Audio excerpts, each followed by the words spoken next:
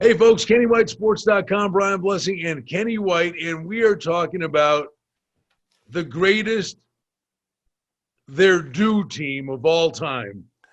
At some point, can the Detroit Lions become relative again, Kenny? Matt Stafford's out. Jared Goff is in. Dan Campbell is the new head coach. 4.5 over $1.50. 20-1 to win the NFC North. How big a rebuild is this, or is it? Well, for Detroit fans, I at least I'm not going to say they're worse off than the betting line says at 4.5 over, because that's right where I'm at 4.6 wins for this team, 12.4 losses. I do have them ranked 32nd in the NFL, Brian. So, yeah, it is a monster rebuilding job. They brought in a couple guys I think could help them this year. Jamal Williams and Rashawn Perryman's another guy that'll help. Michael Brocker's on the defensive line. But they lost a lot of guys. Kenny Golladay, losing him's a big loss. Marvin Jones, that's two big keys in their wide receiver core that they lost. Well, it's a killer. You bring Goff in, change of scenery.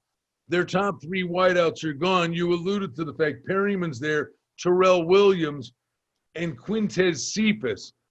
That's who Goff's throwing the football to. So I think the bottom line is here, you better get the running game going.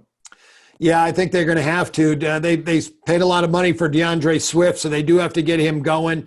I'm not sure if he's better than Jamal Williams, though, at this point. Williams a big, strong back as well. I think both those guys will probably share the load in the backfield. But again, it's a weak offensive line. So if you can't make a hole for that running back to run through, kind of tough for them to get yardage. It is going to be a long year and another rebuilding year for the Lions. But they got the stud. Was he the best offensive lineman in your power ratings in the draft in Penny Sewell from Oregon? Very well could be. I've started him out 0.8 of a point above average. So that's a great starting point. He's the third best offensive lineman on this football team already as a rookie.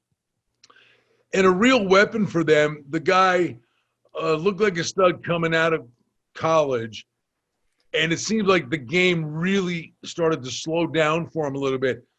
I mean, you got to look at Hockenson, the tight end. I think he's one of the up-and-comers at that position in the league.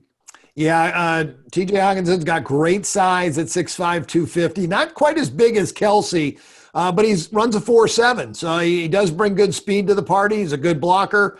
He's getting great experience now, 2 years in the NFL. So he is an up-and-comer. That's going to be a guy Jared Goff really relies on this year because that's what type of quarterback Goff is. He's more of a West Coast offense, a short passing game.